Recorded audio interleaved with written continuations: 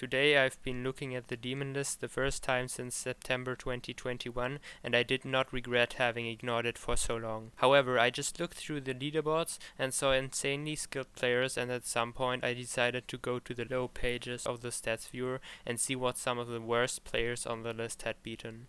And guess what? I'm out of the top 1,500 best players apparently. This means there are literally over 1,500 players that are better than me. I mean, I don't complain, this is probably pretty accurate, but I'd like to know how and why certain things are set into comparison. What I mean is, my stats viewer profile is a literal phenomenon. I beat more than 90 extremes, out of which 84 had been on the demon list. 3 are still on it, but about to fall off very soon. Now, after I've been inactive for ages, there are higher people with 2 list extremes, maybe they even completed 20 other extreme demons, but still, how does this compare? I know that this is how it should work, because only the best skilled and talented people should be high on the list, but it still blows my mind how people like Cool, who are arguably some of the most dedicated players alive, are considered worse than 1,500 other players. After all, I find it hilarious how my stats viewer profile is a literal time capsule, and I will enjoy watching how it dies. But now about the question, how did this happen? It's simple.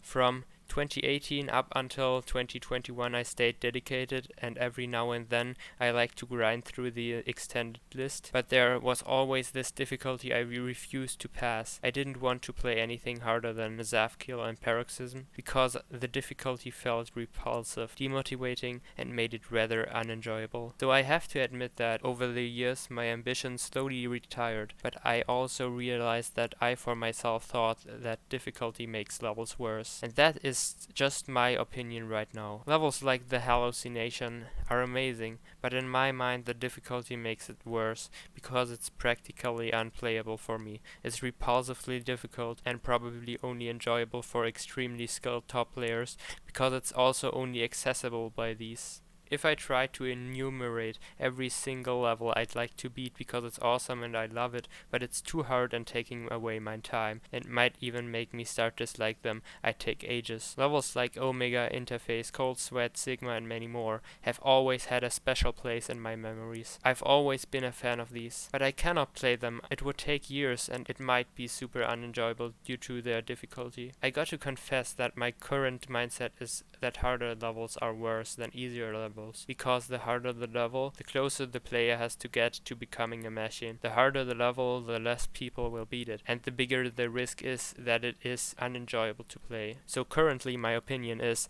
that the best level is playable for anyone, doesn't take ages, shouldn't take longer than a few hours, and is enjoyable in both deco and gameplay. When I look into the demon list, there are barely any levels like this. There could be people who beat some of these levels in a few hours, but I would take more than a month to beat a low-end extended list demon. I even tried. I played both Catalyze and Devil Vortex and noticed that this difficulty and higher is just not for me. So all there is left that I can do now is to ask you to accept my decision, because I'd prefer getting back to insane demons instead, as these are more enjoyable in my view.